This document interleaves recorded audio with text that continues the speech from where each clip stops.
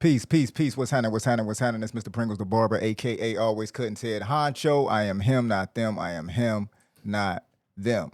So today, here at Always Couldn't Chop Up, the Chop Up, we have KJ No Mercy Jenkins, a powerhouse in the ring, and definitely a force to be reckoned with.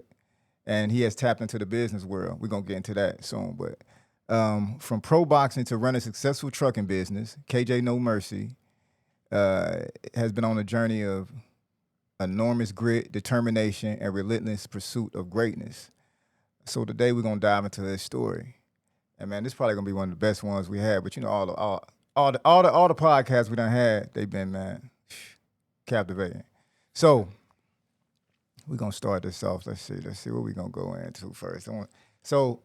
First I wanna know, I want you to go ahead and introduce yourself. Okay, Tell the then. people a little bit about yourself. Yeah, I was born Keyshawn Jenkins. I'm a senior, but as you know, I am a Muslim, so alhamdulillah. My name is Ghazi Ayman Jihad, so whatever works for everyone, I would definitely appreciate the gratitude calling me Ghazi, but everybody know me as KJ around the city, so yeah, that's how it is. Okay, so since we stepped into the Islam realm, what inspired that? Uh, it was a lot that went into it. So people probably looking at it as like I just jumped the gun and it was just out the blue. But nah, it's actually been in my life for quite some time. Like my middle son is 8, so I would say about like 8-9 years. I've been around peers that's just been giving me game, feeding it to me in the midst of me growing, learning, and just life in general. It all result to get me to revert to Islam. So they say Islam actually chooses you. Yeah, for sure. Yeah. So I feel like it's something that takes place in both our lives that just like Allah only chooses the soldiers, people that Solid ones. Yeah, solid ones. Exactly. Especially if you wasn't born into the we all born Muslim, but if you wasn't born into a family, a covenant of that, it definitely finds you. And my life was just being groomed to it. Like I said, my middle son, he's 8, and his father is in prison. That was the first person that kind of like, I'm talking to him, writing him, just, vibing with him. And then it just led on to obviously like my big brother playing game Mike. He been in my life for the past almost 20 years, so that's been a major shout out playing gang Mike, mentor in my life that just been guiding me and keeping me on my P's and Q's. And then it goes to the Mason brothers' father. He just literally called me yesterday. Yeah, the Mason brothers, the infamous Mason brothers, came across them, vibing with them, and their father was another person that was, on top of me. Like I feel like he was the one that gave me like one of these videos on YouTube that just hypnotized me. I was just like stuck, like I couldn't move, couldn't talk. I was just like stuck on the video, like it was really like hypnotizing. And I still don't even remember what it was. Like I might have to go. You notice the discipline and the foundation that it gives you. Yeah, for sure. Like for sure. So what inspired boxing? Where did that all come about? It's something that when you were a kid, you got these things that you always wanted to do, and that was one of them. I was always a fighter, but I never like was out here just starting fights. Like I stood on respect, just like now. It's the same demeanor. It's nothing different. But when it was like around that time when it was like handling business back when I was young, it was always like epic. Like it was like the whole neighborhood knew, the whole school knew, like, and it was like people still bring up like elementary fights, bro. Like literally, like it's just one of those ones. Like so you just always a fighter, but do you feel like you was just was it more being picked, or you wasn't the bully? Nah, I wasn't the bully. It was more of like protection and more of a respect, what I'm saying? More of things like that, what I mean? Like I wouldn't let nobody bully someone right in front of me. So if I check that person and that person wanted to jump on me, then it just be like, well, hold up, like you feel me? Like I gotta regulate the situation. But for the was most you part, smaller as a kid then? yeah, I was So always you, I was always little, so it was like Yeah. that's what made it more of like Lil Keyshawn like out here like going crazy. Like I mean, I'm telling you, like once it's dropped, like people really gonna like probably be in the comments like saying what they remember. You know what I mean? But the summarize the story up a little bit. My cousin Shondell, he used to box. He was like one of the kids that was just like we always was in the neighborhood, but he was able to just go to the boxing training, like you know what I mean. Okay. So we ain't really had no wrecks, like, and we wasn't cool with the terrors, like you know what I'm saying. I'm from Joyce, like we from north side, North Linden, South Linden, you know. Okay. Like, so it's all connected, but then again, like you know, we wasn't seeing eye to eye with the terrorists, and that was like the closest rec center with boxing. So you you ain't had no choice. Yeah, we ain't had no choice like to either find a different way or it's just like we just out here with the gloves in the neighborhood and stuff like that. But he was like one of the ones like obviously, you know, like my parents wasn't, you know, into like putting us in sports and stuff like that. So it was like, you know, when your cousin or your people just go away for some sports, it's like you kind of like be intrigued about it. So that was what kind of made me more like, man, like I wanted to see what it's like. I wanted to, you know, go because it's like, you know, I'm fighting for nothing. So you like really got to have the heart of a fighter to be a good fighter because, you know, everybody feel like they can just go box. Yeah. But that's something that you got to have in your heart because you got to be cool with taking a punch. Right. For sure. I mean, that's what makes a difference between a lot of kids that like grew up boxing. It was kind of like, you know, they never really had the heart, like in a way. You know what I'm saying? So it's like kind of like they just learn how to box, and that's kind of all they know. You know what I mean? With me, is like I'm from that area, like I'm from the era where fighting transitioned to shooting, but we used to have had the fights. Like you remember the 614 tape? Yep. Man, you know what I'm saying? Like stuff like that. Like that's the era that I was in. Like we was always into those type of, you know, scrambles more than like the shooting and stuff right now. Like you feel me? But yeah, you definitely gotta have heart. And I think that plays a huge difference. You know, because I started boxing, you know, as a younger adult, so I felt like it was really like perfect timing. You know, Allah is the greatest timer and the best planner. You know, especially with timing, and I think it was great timing for me just off the strength of discipline and things of that nature. How old was you? I would think it was like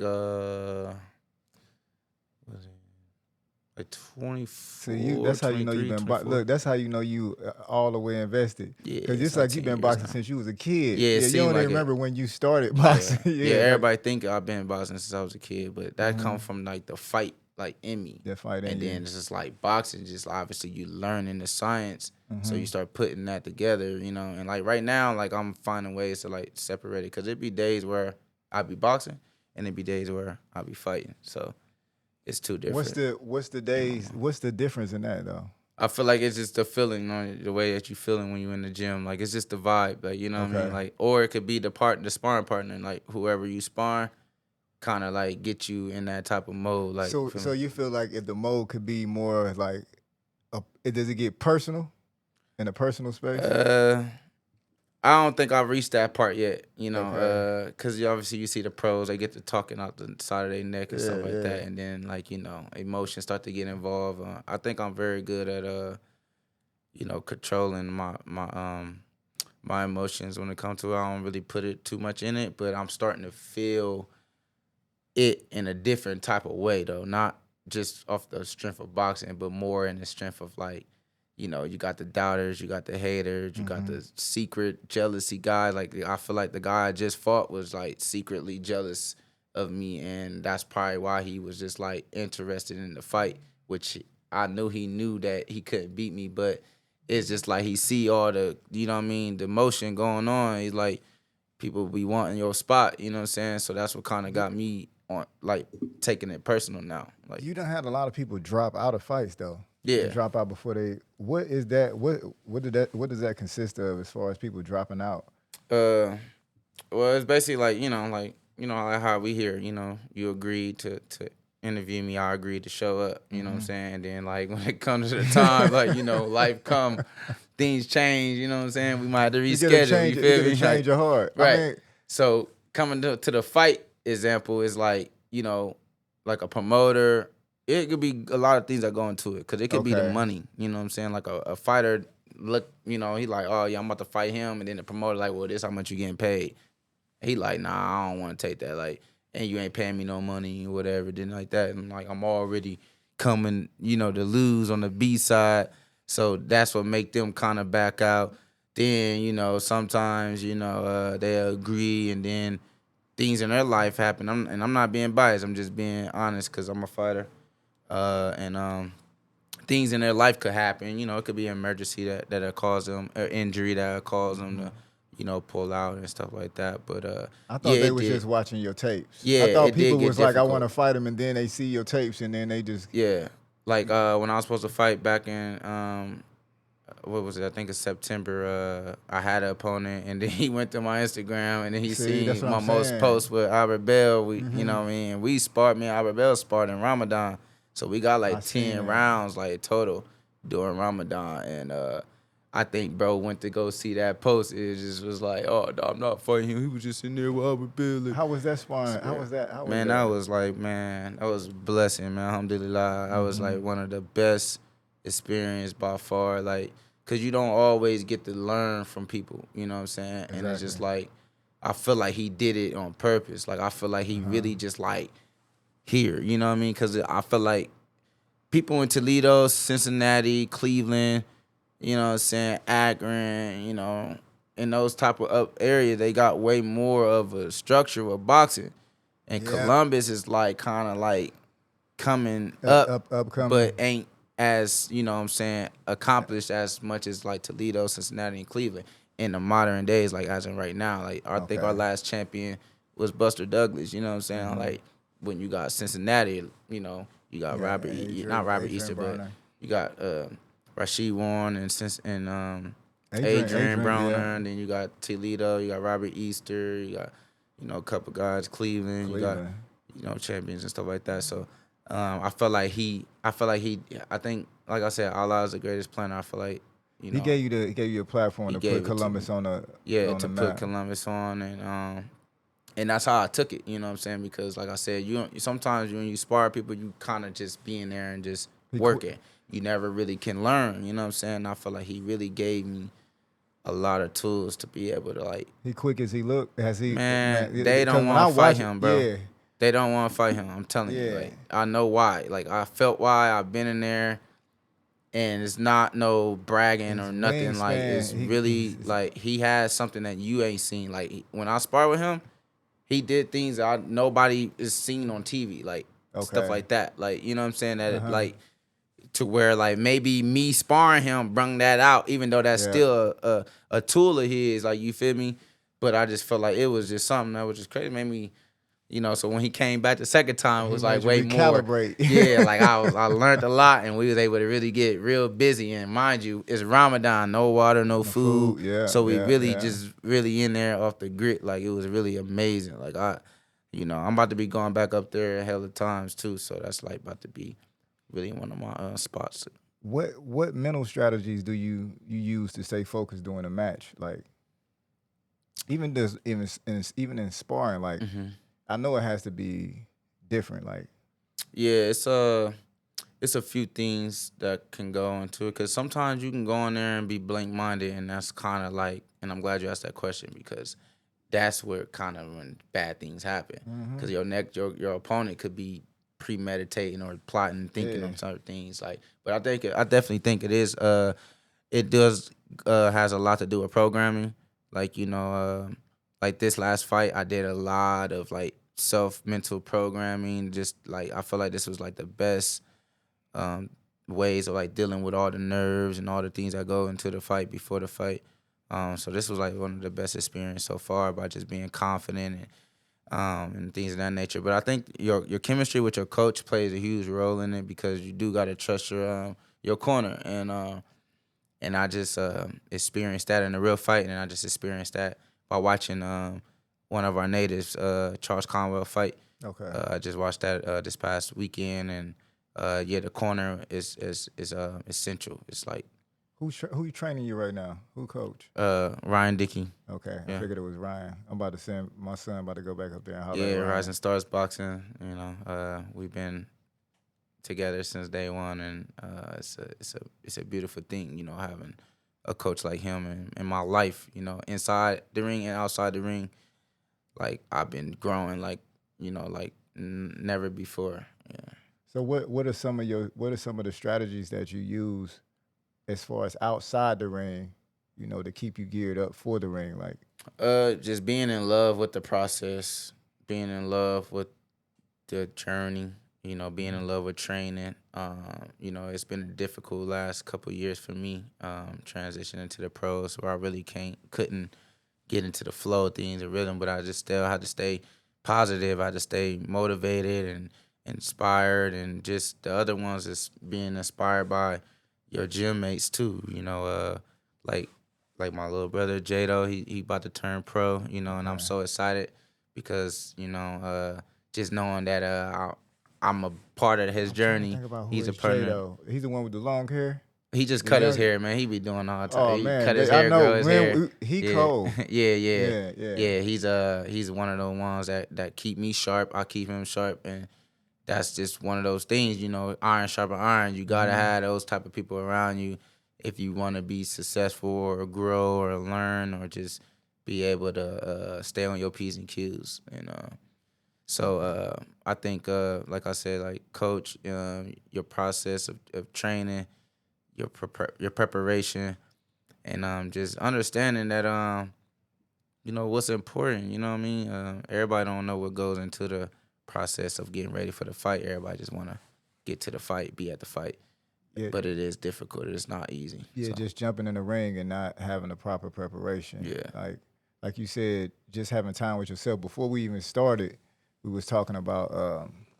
We're gonna get into the trucking business as well. hmm But you was talking about being in a truck and riding around with no music. I was just telling somebody that because during Ramadan you're not supposed to be listening to music right, anyway. right, But I noticed that when you don't listen to music, man, it take you to a whole nother level. You yeah, realize how much music really be guiding your life, right, for sure, and you can't hear that voice, right, the real voice of reason. And so right. when you said like just being with yourself, building the confidence, what do you get out of just riding around not hearing, listening to music? It's amazing. Cause like I said, I be in the semi. I be driving. Some of my loads be like 2 hours here, 2 hours back. So that's like 4 to 6 hours, like just in your own thoughts. And that's very difficult to just sit down and just do that at home or at work. Yeah, Like it's just very difficult to just do it. Period. yeah. So I just embrace that. More so being my own boss and running a company and being able to make a living off of what I'm doing and being able to still make it to the gym. So I really embrace the fact that I really have the time to be in my own thoughts and think things through every day. You know what I mean? This is Hmm. every day. So it's like, and I'm starting to realize it too. Like I'm embracing it too, because at first it would be music, then it wouldn't be. But now it's just really ain't really been on music for so long. It's like I don't even turn it on for the most part So do unless you I'm listen to it at really, the really gym? feeling it. Yeah, like when I'm in the gym, I don't really be controlling the radio, but like Yeah, the other, gym mates, they be, I know.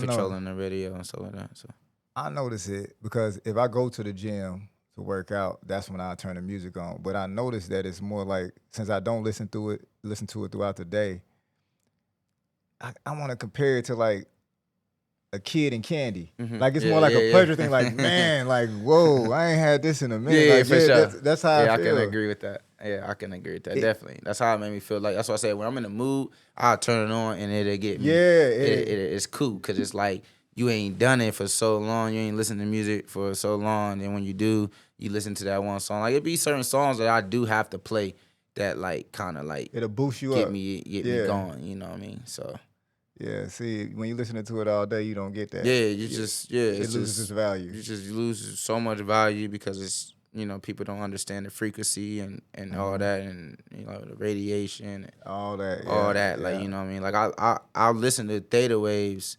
You Hmm. know what I'm saying? I don't know if everybody know what that is, if I'm pronouncing it right or not, but theta waves is basically like synchronizing like you know like I said, the frequency, but Okay. it's giving you the frequency that your brain needs. So like I'm listening to stuff that's like healing me, you feel me, Yeah. mentally, subconsciously, and stuff like that. You know, I go to sleep to it, you know what I mean?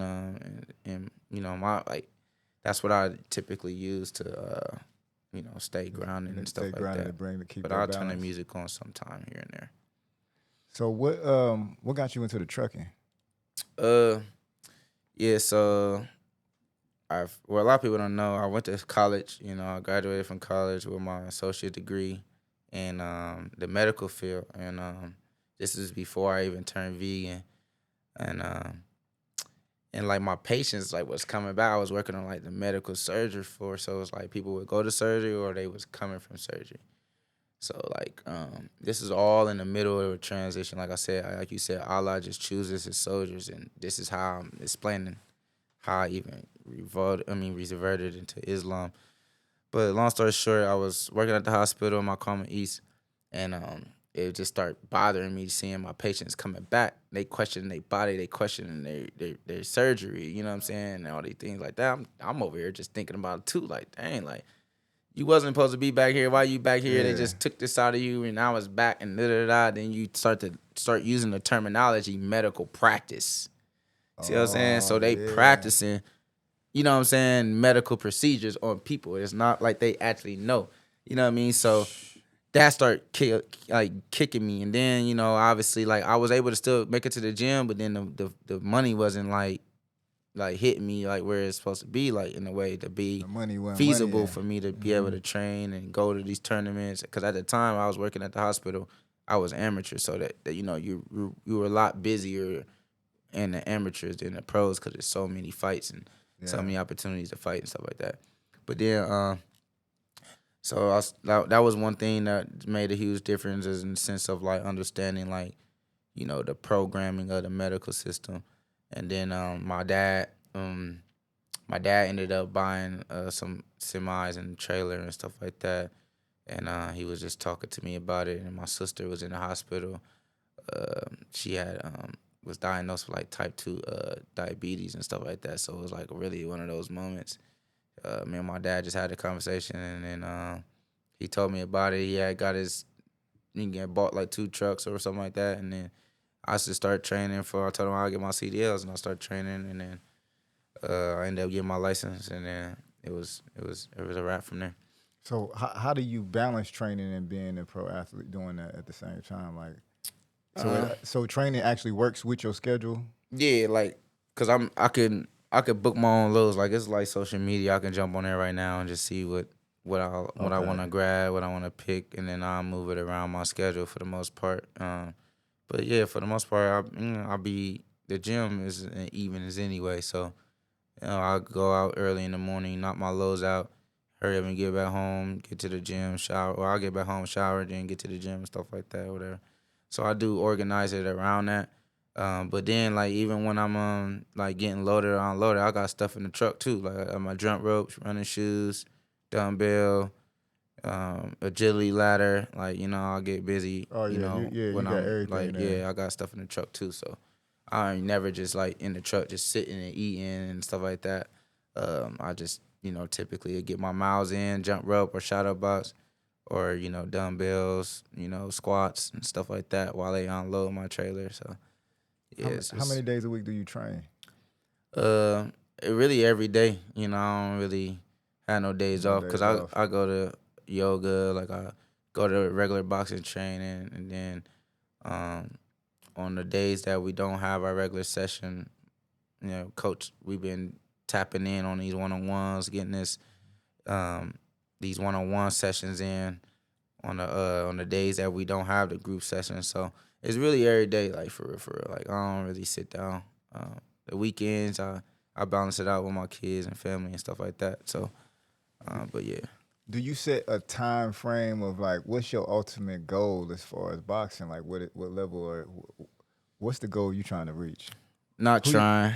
well what Yeah, the goal. who you gonna reach? So the goal for boxing is Mm-hmm. just you know is to make the history, rewrite history. History repeats itself. So I look at it as in like you got the greats that we have. You know like Manny Galloway, Jerry Page, Buster Douglas, Von Zell Johnson. which one are you gonna pick? You know what I'm saying? Yeah. Like in a sense of history repeats itself. So which one are you gonna pick, emulate, and do what you can to make the history? So, and I look at it as well, Buster Douglas being the last like champion, and we haven't had no champion since then.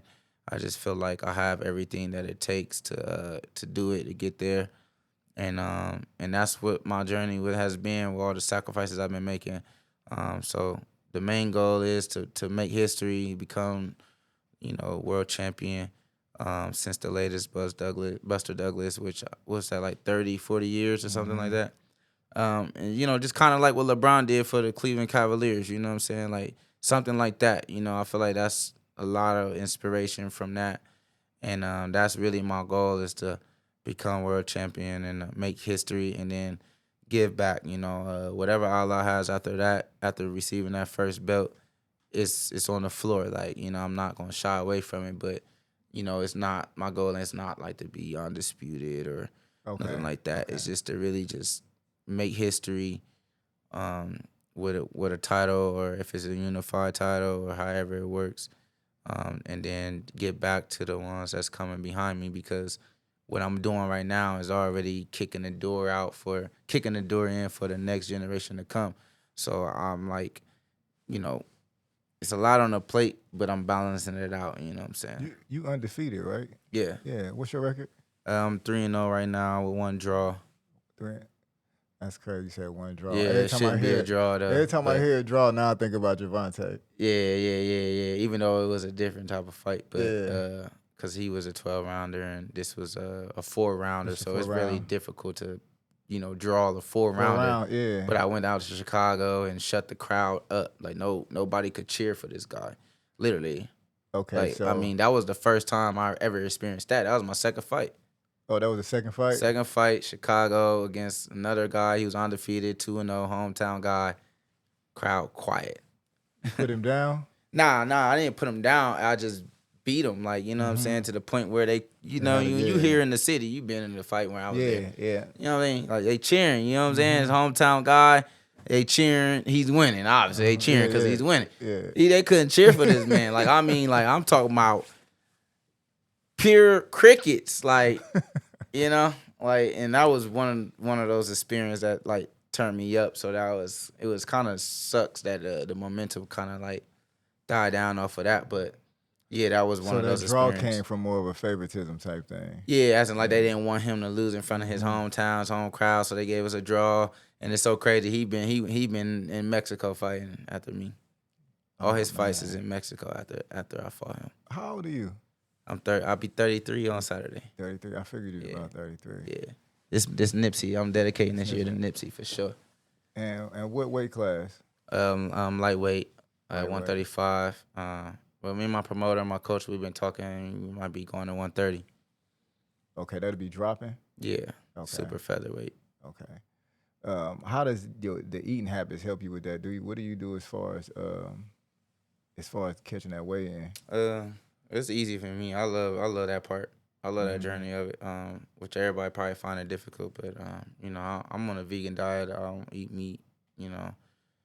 It be here and there with the vegetarian, as in like with like cheese or stuff like that. But like pizza is like one of those little downfalls and whatnot. But yeah, I'm vegan. It's been 8 years. It's easy to me. I don't making weight is it's like fun to me. It's a fun part of the preparation. Because I know it's difficult for other people. So if I'm enjoying it and he's not, you know what I'm saying, I'm winning already, Who inspires you right now in that lightweight? I mean, I gotta give props to Lamont, man. Like, okay, he came up in weight. Go ahead. He fought Tank, which I've been watching Tank, and I've been dissecting on ways to beat him, because I feel like a lot of people ain't really paying attention. They just worried about what he can do. But I've been watching very closely on ways to beat him, and I didn't expect Lamont to come in there and be a dog like that. And so he definitely, I've been known of him, but he's definitely won me over as a fan. And then like him entering the 135-pound division. But yeah, I'm liking all the champions. I'm liking the heat. even though I'm about to be a weight class under, I'm still like around that weight. Yeah, because So Lamont is actually what he was in 130. yeah, he was a champion at 130, and then he went up to 135, and now he's at 135. And Albert Bell just went up to 135 too. So Oh, he did. yeah. Okay. So it's really stacked now. Like top 11, top 10 right now in the country. I think Albert Bell number 10, and then from there it's just straight. It's just stacked. So do you think? So you think opportunity means the most, or just being prepared? So for instance, like if you got the call and you got the opportunity to be out there with Lamont Roach or Tank or somebody like that, how would you take that? Would that be more just you being prepared, or would you just I jump for the think both of it opportunity? is important. But being prepared is the most important because any opportunity can come. Like, opportunity can call my phone right now. Like, it's plenty of opportunities. Like, even just weekend. It's my birthday this weekend on the 26th, but my promoter got to show up in Massachusetts on the 26th. And I guess, like, two of his 35-pounder guys, their opponent backed out. That's an opportunity, you know what I'm saying, for me to Yeah. fight. But, you know what I'm saying, we just came off a fight. You know what I'm saying? I done ate and, you know what I mean, been chilling. Yeah. You know what I'm saying? I mean, I'm still in the gym, but that was an opportunity. But you're not, you know what I'm saying? You're not prepared to, like, go here and this weekend just to fight. And the only reason why I'm not is because it's my birthday coming up. So, Okay. I ain't really been able to celebrate. I've been in, straight grind mode for these last couple years. So I'm about to enjoy this one. How quick is it to gain that weight back? I seen Devin Haney gain like 40 pounds overnight or something. They were saying, Yeah. Well, he weighed in at 140. Then he fought at, I think he weighed in like 165. So it was like 25 pounds. I mean, it's not hard because if you think about it, you're already depleting yourself. You know what I'm saying? So once you start eating and drinking and you're not like Hydrating. back working out to cut it off, you know what Yeah. I'm saying? You just, accustomed and stuff like that. Like, so it's really just going where it needs to go. You know what I'm saying? And then, because after the fight, I weighed in at 135. And then, I ate. I didn't eat nothing heavy. I was just, you know what I'm saying, snacking on fruit and water and stuff like that. But I ended up getting up to like 144. And then I woke up on fight night at 141 or 142. So I lost like 2-3 pounds in my sleep. Okay. And then just, but I was up like almost 10 pounds after weigh-ins. So you said you undefeated. Now, with being undefeated, and just in life in general, just just dealing with adversity in life, how do you handle setbacks as far as boxing, business, and all of that? Well, I mean, Salah is so powerful. I just give it really all to my prayer and just stand on my deen as much as possible. I think that's just everything. I don't really, need too much, but just having those good people around you, you know what I mean? Like my coach is an amazing coach. Like he's a person that's just, I feel like it's like a father-son type thing. I don't want to let him down. I don't want to, you know what I'm saying, disappoint him. And he's like the same way, like, you know what I mean, even though he's not my dad, but it's like a father-son type of thing because I'm a father, so I can feel it and I can see it and I understand it. So I embrace that a lot more. And that's just really it because it's never, everything don't always go your way, you know what I mean? Especially with this boxing, like, it's really up and down. And like I said, I had a rough little couple years, dealing with my previous contract and stuff like that, where it was, very difficult to, stay active and busy.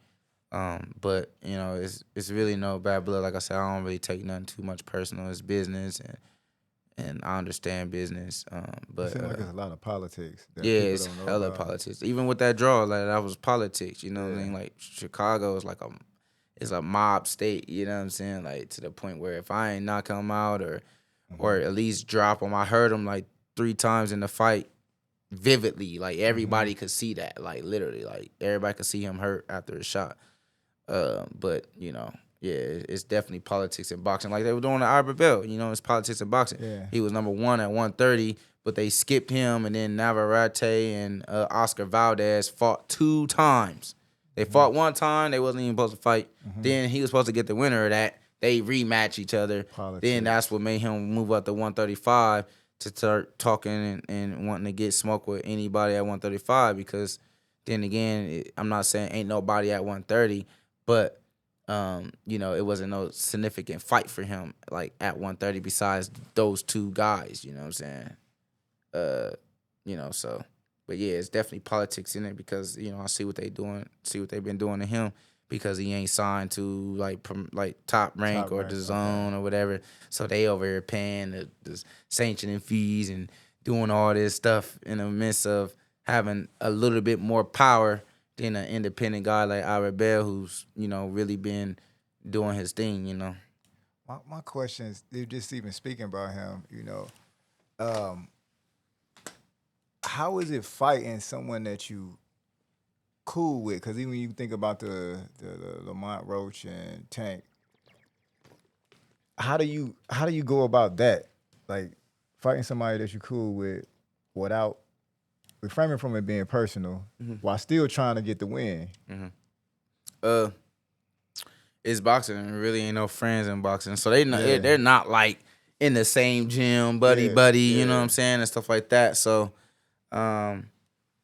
it's a difference, you know what I'm saying? Just because they known each other and like just like Ryan Garcia and Devin Haney, you know what I'm saying? Exactly. Like they've been knowing each other, like, just like Devin Haney and Shakur Stevens, they done probably slept in the same hotel before. Yeah.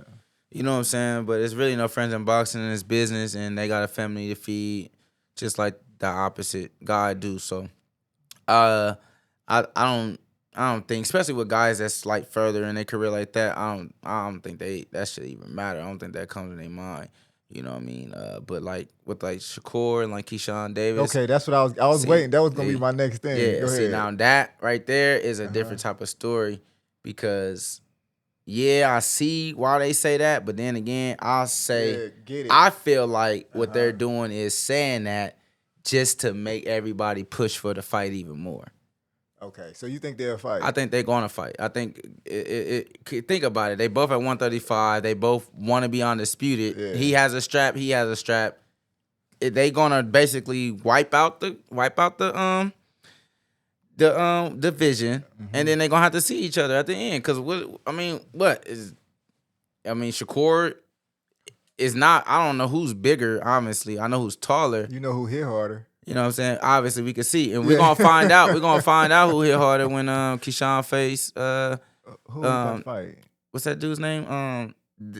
Deli Santos. Okay. That Shakur Stevenson had fought not too long ago, and if he stopped him, then that's gonna say a lot. You know what I'm saying? Then now we're gonna find out on why, they're not, pushing to fight each other. But if you think about it, of course they pushing to fight the cash cow, which is Tank. You know what I'm saying? So whoever I think they both are racing for that fight first, and then they probably gonna fight each other because whoever win or lose that fight is gonna be the man. You know what I'm saying?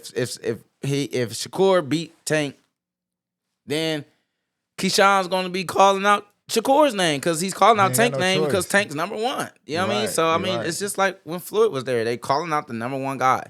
That's what's gonna give you the flower. That's gonna give you, pound for pound list. That's what's gonna put you, where you want to be. So of course you're gonna call out the number one guy. So I feel like whoever gets that fight, the Tank fight first, and win, then you think that Shakur will beat Tank? Yeah, I think Shakur beat Tank just because, man. He's probably you gotta look all the way in the camera. Yeah, Shakur will beat Tank for plenty of reasons because he's the less hit fighter in boxing. Period. Then it's just his manipulation of the game. Like Albert Bell has manipulation of the game too, but I feel like Albert Bell like to get hit. You know what I mean? Like not saying he just gonna get hit, but I'm saying he like to get hit. Like, ooh, I'm about to give. You know what I mean? Like he like to give and take type shit. You know what I'm saying? But with Shakur Stevenson, he like, I'm not giving and taking nothing. I'm giving all the shots, and you're gonna miss all yours this whole entire fight. I don't care what nobody say. He gonna win out of 12. Yeah, so I feel like if anything, I could give Tank 5 rounds, but I see Shakur winning 7-5, 8-4. Okay. You know what I'm saying? Because of the early rounds. You feel me? He can win 6 straight. If Mario Barrios won 5 to 6 rounds straight and he has no IQ like Shakur, like, you know what I mean? So, this is boxing, just styles and just understanding boxing. Yes, I think Shakur would just hurry up and just rack up these early rounds to the point where Tank will have to knock him out. And that's just less likely to be happening because Shakur is just like the most less hit fighter in boxing. Okay. I mean, I And agree he's with still you. right in front of you, low-key. So I agree with you with that 12. Crawford and Canelo. Crawford and Canelo, man. Now that right there is one of those fights that got me on the edge because I really think that Crawford has every tool to beat him. It's just that, however, when he get hit, you know what I'm saying, from Canelo. Not saying we never seen Crawford take a punch. Well, we know he could take a punch, but it's just the wear and tear of Canelo. You know what I'm saying? And I think that's just one of those 50-50 fights to me, honestly. Even though Crawford's going up in weight, he going to 2 weight classes. Yeah, I just feel like still though, like Crawford has all the tools to beat Canelo just for the simple fact that he can box both ways. So that's gonna be difficult. So if he wanted to go 6 rounds orthodox, 6 rounds southpaw, difficult for Canelo. He's good at fighting backwards. He's good at fighting forward. Bad for Canelo. You know what I'm saying? He's sharp countering, is fast. Bad for Canelo because Canelo gets into these one-punch sequences and start fighting every little 30 seconds. And he like flat-footed. Yeah, he flat-footed. His feet too slow. He got great head movement, but that's not going to be enough to keep Bud Crawford from not landing shots. You know what I'm saying? Yeah. And then you're like a heavy bag, so you're like walking towards him. That's just easy money for Crawford. So I just feel like, just like Crawford's last fight with Majimov, you see Majimov do all this movement, and then the whole entire time, if you pay attention to that fight, you see that Crawford stayed devoted and dedicated to the game plan. He did not get out of control. He did not get out of whack. It was like mostly everybody was like, man, this don't look like the normal Crawford because he ain't kill him. He ain't smoke, bro. Like, you feel me? But if you look at it, he go up and wait, and then he just stick to a game plan. He beat this man with a jab, bro. The whole entire fight. So just if a person can literally do that for 12 rounds, not get out of character. I think with the 11th and 12th round, he started letting his hands go a little bit more because bro started standing there more without all that upper body movement. That was a lot of he kept that going the whole time. So that's why the jab was the best tool to use because, you know what I'm saying, like besides Crawford getting countered, which he didn't, dude was just, going off his rhythm to land his shots, and that's when we seen a couple of those right hands that Crawford ate, you feel me? But I feel like if Crawford has that same mentality of the discipline, I feel like he'll beat Canelo like Floyd did, you know what I mean? But just not in a way of how Floyd did it. I think that was probably Floyd's best performance. Floyd was 36 and Canelo was like 24, 25. You know what I'm saying? So, that was like one of Floyd's best performances on an undefeated pressure fighter like Canelo, and then with Floyd being on the end of his prime and the middle of his prime and stuff like that, already been in hella wars. So, I think this is one of those fights everybody has to see. Like, this is like one of those world stoppers for real. You're right. I really think. So I got a couple more questions before we get out of here. So you said you have sons. Yeah. You got 2? I got 3 sons. 3 sons? Yeah. Would you allow them to box? Or how would you go about that? KJ, Junior, he already in his basketball realm, so I'm just blessed to see that, to see everything that I put in with him all the time and all the hard work, the training and stuff I put in with him. So he's already in boxing. Like my middle son Connor, he's like a genius. Like he's really a genius for real. Like no cap. Like he's just very smart. He wants to like create video games. He's like really into like creativity, imagination, comic books, stuff like that. And then like my baby artist, baby A, he Now him is probably the only person I probably can't stop from boxing. Cause he watching you. Yeah, Heavy. but I don't even do nothing at home. Like I do my best to separate it. How old Like, is he? He only 3. Okay. But I'm telling you, like, man, it's just it's aggressive. amazing, mashallah. It's so amazing to just see that how like I'm not even like doing so much in front of him or at home or pressing him, but he's just accustomed to it, like just natural, and he's naturally mean, like he naturally like has it, like so. Like I just been recently bringing him to the gym with me recently, and he's just been like, it's like he just. That's the been one la, I la, seen la. you at the mosque with. Yeah, You took him to yeah. How do you deal? How do you, as far as do you push them towards Islam, or you just let With it him, gravitate to it? he gravitate to it. He just see me pray, like he knows, like it's so crazy. Like the alarm will go off, but before, like minutes before the alarm, he will say like, "Daddy, like it's time to go wudu." Yeah, wudu. Like Yeah. I mean, it be like it make you cry. You feel me? Just out of joy, cause it's like he knows it within him. You know what I mean? It's not like I had to like hurry up and come. You know what I mean? Hurry up and this. Like now with my oldest son, KJ, Islam gonna find him. You know what I mean? Yeah. But Connor and Artist, they already accustomed to it. Like Connor just led prayer like last week. He led prayer, and yeah, it's just a beautiful thing. It's just beautiful, man. Yeah. Like I mean, and I'm about to change, the future of my generation, and my sons is going to be the generation to carry on, what I'm doing, breaking the curse. That's good. It's great to hear. That was my last question was, what do you see? What's the next step for KJ No Mercy Jenkins? Well, we just gonna, stay training, stay racking up these wins. We be on fighting on TV. If not, I would say early 2026 next year for sure. I'll be televised fighting on TV, inshallah. And just business, man. Just doing my best to employ nice people. Just creating a wave where I can help others, become, not like me, but around, like, cause I got people that's around me that look up and that's interested in what I do and stuff like that. So, but yeah, I got plans with that. Just creating an employee force of entrepreneurs, and my foundation. I am about to get to giving back to the community and stuff like that, cause that's something that I always wanted to do and always wanted to be able to do. So I just been placing those things together, getting my peers together that's gonna be involved, that's gonna support me with that. Yeah, just staying on my deen and just, living the life that Allah has presented to me. So, Man, alhamdulillah, man. I'm glad to be able to have you today. for sure, it's an honor. Man, definitely outstanding. Looking forward to seeing more. And we gotta have you back. Yeah, Definitely for gotta sure. have you back. Yeah, I would say we definitely can run it back before the end of the year. Let's do it before the end of the year to see how everything go.